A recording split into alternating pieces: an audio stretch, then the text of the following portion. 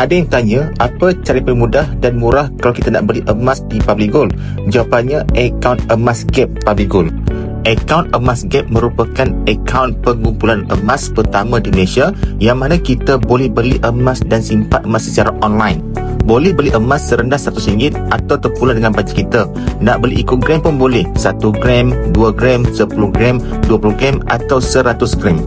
Yang penting kita boleh keluarkan emas fizikal berketurunan 999, 24 karat dalam bentuk gold bar ataupun dinar.